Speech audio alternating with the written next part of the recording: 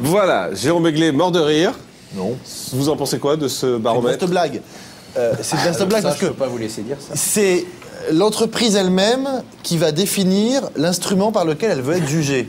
Il y a un instrument qui existe pour tout le monde qui s'appelle l'audimat, qui est fait par Médiamétrie, où on applique les mêmes critères à toutes les chaînes qui s'abonnent, donc aux grandes chaînes généralistes. Bon. Deuxièmement, ça a été très bien dit dans le sujet, quelles sont les émissions qui obtiennent les meilleures notes? Faisons un rêve, Cold Case, Christophe Ondelat, France Gall, Jean-Luc Delarue, Patrick Sébastien. Ce sont les meilleures audiences de la chaîne, des deux chaînes, quand on fait France 2 ou France 3. Si. Non, vous n'avez pas tout regardé. Bon. En plus, alors, qu'est-ce que vous mettez? Vous dites, on va juste montrer les notes à partir de 7. Bon, moi, ce qui m'intéresse, évidemment, c'est comme si le lendemain des audiences... C'est les autres qui m'intéressent. On va juste mettre celle à partir de 25, et puis en dessous de 25, on va quand même pudiquement cacher l'affaire. C'est absolument ridicule, c'est de l'argent jeté par la fenêtre. Ça vous permet simplement de temps en temps de pouvoir montrer une communication positive uniquement pour vos meilleures notes et vos meilleurs élèves. Je trouve ça absolument grotesque. Bastien Millot. J'apprécie cette analyse mesurée, comme toujours. Toujours mesurée et toujours dans la demi-mesure. Jérôme, plusieurs choses. Un, Calimat, on ne l'a pas fait en contradiction avec l'audimat, on l'a fait en plus de l'audimat. On sait très bien que la... Ça tombait bien, oui.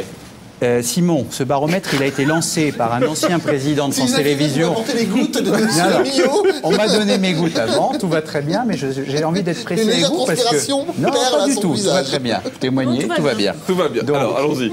Calimat, pourquoi ça s'appelle... C'est pas Calimat d'ailleurs, Calimat c'est la propriété, vous l'avez rappelé tout à l'heure, de Télé 7 jours, donc baromètre qualitatif. Deuxièmement, pourquoi on le lance? Il existe depuis 3 ans et demi à France Télévisions. Il a été lancé par le prédécesseur de Patrick de Carolis. Mais vous avez décidé Ce qui change, on a décidé de le rendre public. À la rentrée, quand ça allait pas.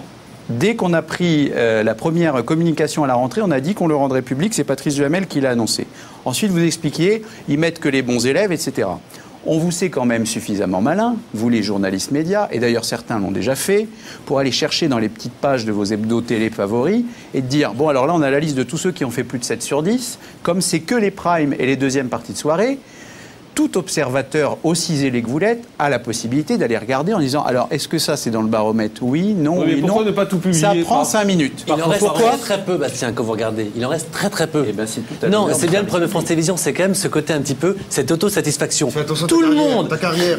Il n'est pas sur ça. Tous les programmes de 20h50 et de 20h50 ont une bonne note, sauf 2 ou 3, quasiment tous. Et même pour le théâtre, quand vous faites un très bon score au théâtre, c'est très bien, bravo pour vous. Je suis content de vous entendre dire. Mais soyez le lendemain au JT, il y a quasiment, on s'auto-félicite au JT de France Télévisions sur les bons résultats de trucs. Pourquoi le service public, autosatisfaction de France Télévisions, c'est quand même incroyable. Mathieu, pourquoi le service public serait le seul groupe audiovisuel en France qui ne peut pas se réjouir de ses audiences?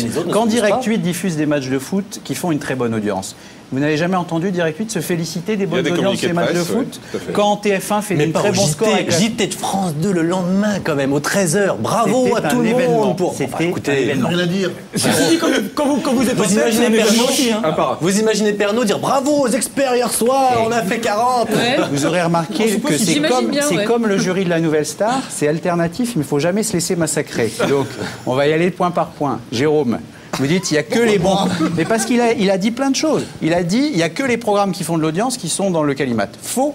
Le deuxième programme du Calimat de France 3, le programme qui arrive en deuxième position, c'est le remarquable documentaire qui s'appelait Comme un juif en France, qui était remarquable en qualité et qui a fait certainement l'une des audiences les plus mauvaises sur cette case depuis longtemps. Mais on avait pris le risque de diffuser et si c'était à refaire, on le referait. Ben vous le refaites puisque vous allez diffuser Versailles à la rentrée. Est-ce que vous mesurez le risque? Je ne connais pas l'audience de Versailles. Mais encore une fois, qui, si ce n'est les chaînes de France Télévisions, diffusent aujourd'hui des grands documentaires en prime time?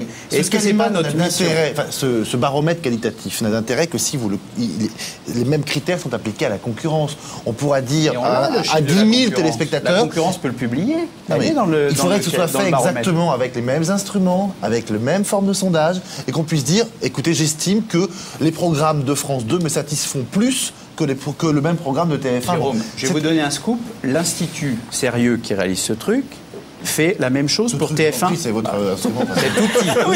Vous venez de dire, bon, ça veut dire que c'était génial, ce truc. On dérape une seconde. Juste. Et là, les sensus se jettent sur le pauvre malheureux. Moi, je voudrais juste vous poser une question. Est-ce que vous ne pourriez pas publier la totalité des résultats? Est-ce que vous pourriez vous engager à publier la totalité, qu'on connaisse les émissions qui marchent moins? On pourrait, si nos concurrents acceptaient qu'on publie la totalité. Non, les émissions qui marchent moins chez vous. Nous, on a fixé une barre. Non, je comprends ce que vous voulez dire. Celles qui sont en dessous de 7. Oui. On a fixé une barre, on s'est dit, nous, on va publier tous les programmes qui dépassent la mention bien. J'ai bien compris. Mais pourquoi ne pas tout publier? C'est un choix. C'est le service public, c'est transparent. C'est un choix. On publie les meilleurs. Donc on publie tous ceux qui dépassent 4 heures. Pour toute la semaine, c'est pas, ils ne vont pas encore donner des poissons au piranha. Ah, vous êtes magnanime en fin d'émission, c'est bien. C'est l'autosatisfaction. Alors, on a beaucoup tapé sur France Télévisions. On va peut-être dire un mot d'M6 parce que cette semaine, quand même, M6, ça n'a pas vraiment été terrible. Les vides se sont enchaînés sur M6 cette semaine et les semaines précédentes. Regardez cette enquête de Christelle Naman. On le sait, qui ne tente rien n'a rien. Malheureusement, à l'inverse, c'est pas parce qu'on tente qu'on a. M6 en est d'ailleurs le témoin le plus probant. Ces derniers temps, la chaîne n'a cessé de lancer des nouveautés, nouvelles émissions, nouveaux concepts ou encore réhabilitation d'anciens concepts. Ils se sont tous transformés en déception. La première, une série tout d'abord off-prime. Lancée en mai dernier, dans laquelle Virginie Efira y campait son propre rôle. Malgré un concept novateur et des débuts plutôt encourageants, les audiences de la série n'ont jamais vraiment décollé. Oh là là, la pauvre, c'est la honte. Deuxième déception, Sacré Laurence, un talk show à la sauce C'est mon choix, lancé en juin dernier et animé par... D'accueillir Laurence Jauban. Il faut croire que ce genre d'émission n'avait pas sa place sur la grille. Jamais plus de 6% de part de marché pour ce rendez-vous quotidien. Après son arrêt en fin de saison dernière, M6 avait pourtant promis de la reprogrammer. Oh, qu'est-ce que c'est bien! Oui, mais pas de bol, à la rentrée, pas de nouvelles. Troisième déception, la saga Nouvelle Star. La quotidienne réalisait en moyenne 3 points de moins que la série Véronica Mars précédemment sur la case. Résultat, programmée en mai, la saga fut déprogrammée en juin. Ouais, j'en étais sûre. On continue avec une quatrième déception, celle en cette rentrée du retour tant attendu de Popstar.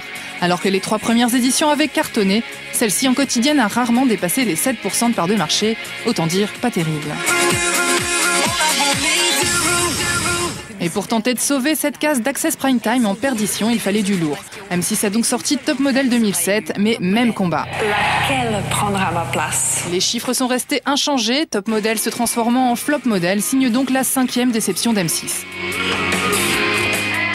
Dernière déception en date. Alors, suivez-moi, c'est parti, allez. Le jeu présenté par Roland McDan, Êtes-vous plus fort qu'un élève de 10 ans? Débarqué en septembre dernier pour booster la case du 20h de la chaîne, ne dépassant plus les 4% de part de marché, il l'aurait plutôt enterré. Depuis lundi dernier, le jeu a donc été remplacé par une série américaine. Alors mauvais timing ou mauvais flair, reste que ces 6 nouveautés lancées se sont transformées en 6 fours à audimat. Quoi qu'il en soit, on peut au moins reconnaître une chose, c'est que cette petite chaîne qui monte, contrairement à certaines autres, a osé prendre des risques. Et rien que pour ça, on dit bravo. Voilà, Bastien, ça fait plaisir de voir les bites des autres. Non. Franchement, non? Non, non, parce qu'on n'est pas là pour se réjouir des bites des autres. On s'est suffisamment gossé de nos déceptions de la rentrée. Encore une heure et c'est bon, on l'achève. Au bout d'une heure, c'est vrai, on n'y arrive pas. On n'y arriverai pas. Je résisterai. Je vais démissionner. Jérôme, un mot sur ce bilan d'M6? Bon, c'est vrai que le sujet est assez sévère, assez cruel, parce qu'il y a une brochette d'échecs qui sont assez terribles. Et le plus patent me semble être l'émission de Roland McDan, qui nous avait été vendue avec Monts et Merveilles. Bon, là où je ne suis pas tout à fait d'accord avec la chute du reportage, c'est que M6 n'a pas beaucoup innové, justement. Ils ont repris des vieilles méthodes. C'est-à-dire que la Nouvelle Star, on en a fait la saga Nouvelle Star, une quotidienne. On est allé rechercher des émissions de Top Model, des émissions avec Mia Fry et Ophélie Winter. Tout ça, ça ressentait quand même un petit peu une casserole dans laquelle on avait déjà un peu recuit les choses. Simon ? Le bilan est d'autant plus grave pour M6 qu'on se rend compte que les émissions maison commencent à s'essouffler, celles qui reviennent en gimmick tous les ans, elles s'essoufflent et leurs nouveautés ne prennent pas. Alors là, la solution, elle est difficile à trouver. Un mot, Mathieu, pour Oui, un mot, parce que j'aimerais bien quand même que quelqu'un d'M6 vienne un jour. Le sujet est un petit peu sévère, c'est vrai, parce qu'en revanche, sur les fictions, juste pour le dire, en revanche, il faut un vrai carton sur les fictions. Je pense à NCIS, par exemple, ou Prison Break. Oui, mais c'est les fictions américaines en même temps, donc c'est pas évident. C'était bien tenté, Mathieu. Merci à tous. Voilà. Merci à tous d'être venus. On se retrouve lundi en direct, 18h55, 19h55. Passez un bon week-end, Bastien Millot. Merci beaucoup d'être venu vous confronter à nos énergumènes. C'était un plaisir. Bon week-end. Bonsoir. Je le referai.